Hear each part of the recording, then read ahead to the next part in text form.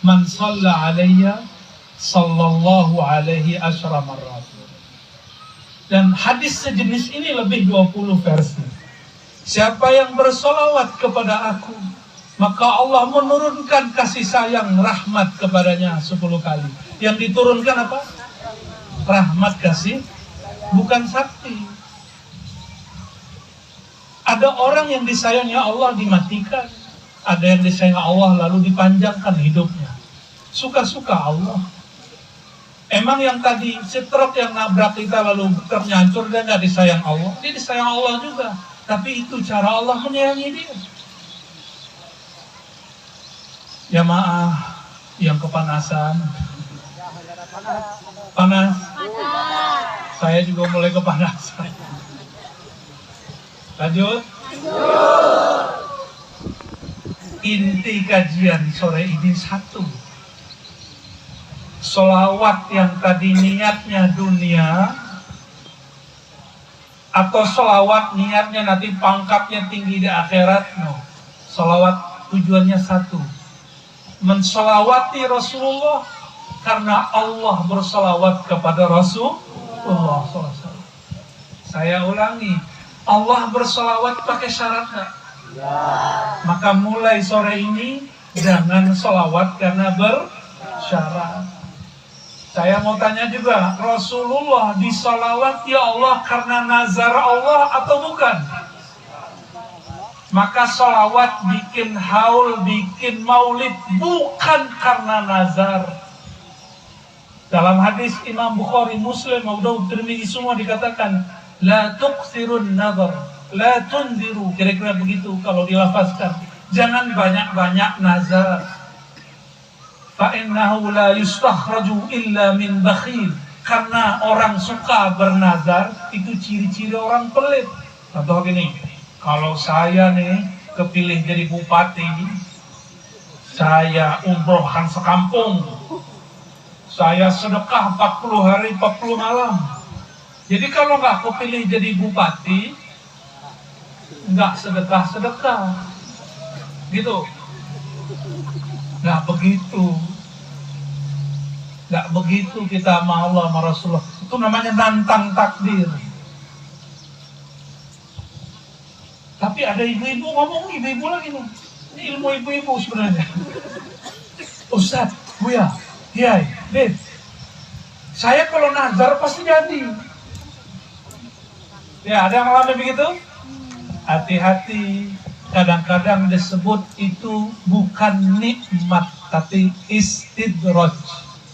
Apa beda nikmat sama istidraj? Nikmat tambah pemberian, tambah taat. Coba ulangi. Tambah pemberian, tambah taat. Taat lahir dan mati. Kalau istidraj, tambah pemberian, tambah maksiat. Maksiat ada dua. Maksiat zahir, mata, jelalatan, tubuh, ya, semua udah tahu lah ya, mulai ujung. Yang paling bahaya bukan itu, maksiat qalbu. Merasa dirinya lebih mulia, merasa dirinya wali, merasa dirinya keramat, merasa dirinya sakti berkat sholawat. Orang seperti itu istidraj. Istidraj itu bahasa Arab, orang yang diberi zahirnya, tapi dia tidak sadar dia sedang diberikan musibah batin. Zahirnya pemberian, batinnya sedang diuji, ujiannya berat. Pilih mana, nikmat atau istidraj? Nikmat. Tapi kita nggak tahu ini nikmat atau istidraj. Supaya kita tahu bagaimana? Dikasih tahu. Gimana caranya? Dikasih tahu. Maka Sayyidina Muhammad SAW setiap kali mengalami hal yang baik, apa yang dibaca beliau? Alhamdulillahi fi kulli hal. Yang terpuji Allah bukan saya. Kalau acara lancar, yang terpuji Allah bukan panitia. Walaupun kita berterima kasih kepada panitia. Walaupun Bapak Ibu harus terima kasih sama Pak Haji Rahman, sama Bu Erni, Tapi beliau berdua nggak boleh ngerasa ini kalau bukan karena saya nggak bisa ya. Istidroj. Tapi kalau beliau mengatakan ini karena nikmat dari Allah, saya mah apa, itu baru dapat nikmat. Tipis sekali. Ingin dapat nikmat atau istidroj? Nikmat. Jamaah makan Allah, ini panasnya udah mulai berkurang. Ya, benar, udah mulai berkurang. Ini berkat pengajian atau memang mataharinya sudah menjauh? Jauh. Dua-duanya. Alhamdulillah. Karena Allah bersolawat, bersolawatnya tidak bersyarat. Karena malaikat bersolawat, bersolawatnya bukan juga untuk mereka. Apa kata Nabi SAW? Solawat malaikat itu 10 kali kepada kamu setiap kamu solawat. Jadi setiap kali Bapak Ibu solawat tadi, itu Allah ciptakan 10 malaikat. Kalau orang di sini misalnya ada berapa orang nih? Kita tahu itu. Anggaplah 100 lebih. Berapa panitia? 1000. Kita selawat 1000 kali 10 berapa? 1.000.000. 10.000. Kalau kita selawatnya 10 kali berapa? Oke, mau praktek? Untuk bikin malaikat selawat bolak-balik ke Nabi Sallallahu Alaihi Wasallam. Apa kata beliau? Inna lillahi malaikatan sayyahin yuballighunani salamakum. Allah itu punya wakil-wakil. Tugasnya cuma satu. Ngirim paket selawat kalian. Lebih cepat dari WA. Lebih cepat daripada SMS. Karena WA pakai satelit, sedangkan malaikat pakai cahaya. Sampai. Mau praktek? Oke, mari. Mana nih yang ahli salawat? Kita salawat Jibril. Ahli salawat mana? Ahli salawat. Ada. Banjarinya mana banjarinya?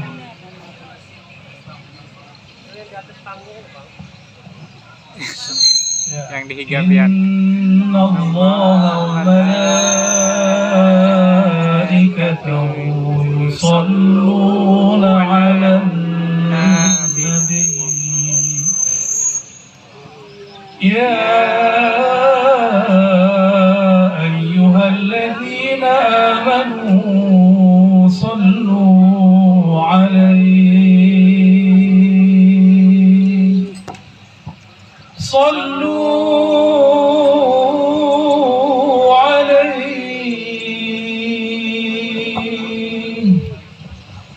صلوا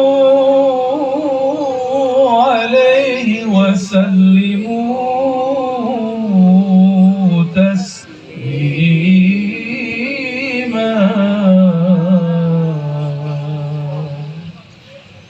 صلى الله على محمد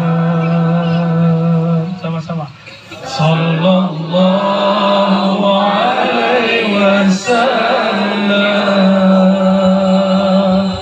sallallahu ala Muhammad sallallahu alaihi wasallam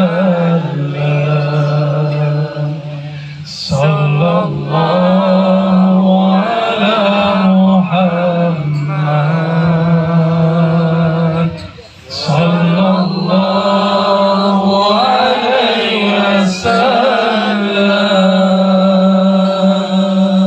sallallahu ala Muhammad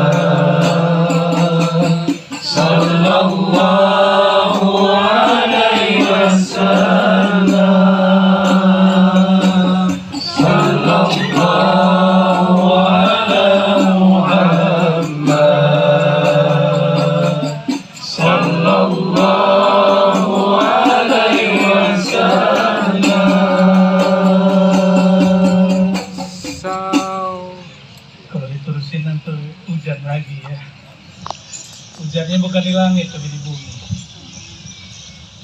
Allahumma sholli ala sayyidina. Ciri-ciri Rasulullah menjawab sholawat kita, bulu roma merinding. Kadang-kadang ada tarikan di nafas, jantung berdebar. Kalau itu belum terjadi, tidak usah khawatir. Kita sadar atau tidak sadar, satu sholawat pasti dijawab. Namun kenapa rasa itu tidak ada? Karena tubuh ini belum siap menerima rasa itu. Ada orang karena dia belum siap, dia berteriak. Dan itu terjadi di banyak majelis. Di majelis kita, di negeri kita, di Indonesia, di Malaysia, di Brunei, di Yaman. Itu lagi sholawat ada yang berteriak. Karena tubuhnya tidak kuat menahan rasa rindu kepada baginda Rasulullah Sallallahu Alaihi Wasallam. Betapa bahagianya Rasulullah Sallallahu Alaihi Wasallam. Umatnya di akhir zaman tidak berjumpa secara fisik, tapi nama beliau disebut-sebut di lidah mereka. Maka Rasulullah berilah pangkat umat akhir zaman kita yang hadir ini insya Allah. Jika yang bersama beliau diberi gelar ashabi, sahabatku, maka yang di akhir zaman yang tidak jumpa tapi percaya, yang tidak jumpa tapi cinta, diberi pangkat saudara-saudariku, ikhwan. Lebih mana? Lebih hebat mana? Secara prestasi, secara derajat, betul sahabat Nabi lebih tinggi. Tapi belum tentu juga sahabat Nabi kalau hidup sekarang mereka seperti ini. Maka sahabat cemburu. Siapa yang dicemburi sahabat Nabi? Orang-orang yang sore ini bersolawat, orang yang malam tadi solawat, esok solawat, sampai dia wafat dia solawat, meskipun tidak berjumpa Rasulullah SAW. Berkata Imam Syekh Abdul Qadir Jilani, jika engkau sudah kenal Allah, maka malulah untuk meminta bertemu kepada Allah. Jika engkau betul cinta kepada Rasulullah, maka tidak usah minta jumpa melihat wajahnya, karena dia ada di mana-mana. Dialah sir yang mengalir di semua pohon-pohon, di semua debu, angin yang bertiup, tubuh kita, darah kita, semuanya bergerak karena nur baginda Nabi Muhammad SAW. Kalau begitu masih perlukah mimpi bertemu Rasulullah? Jika Rasulullah nurnya mengalir di tubuh kita, masih perlukah jumpa Nabi dalam mimpi? Tak perlu lagi. Kalau sudah diberi rasa cinta dalam keadaan sadar, maka kata Syekh Abdul Qadir Jilani, engkau tidak perlu minta jumpa bentuk rupanya dalam mimpi. Karena mimpi itu hadiah. Sedangkan yang diminta, yang dipertanggungjawabkan ketika engkau jaga, apakah engkau cinta kepada baginda Sallallahu Alaihi Wasallam. Mimpi kita nggak dihisap.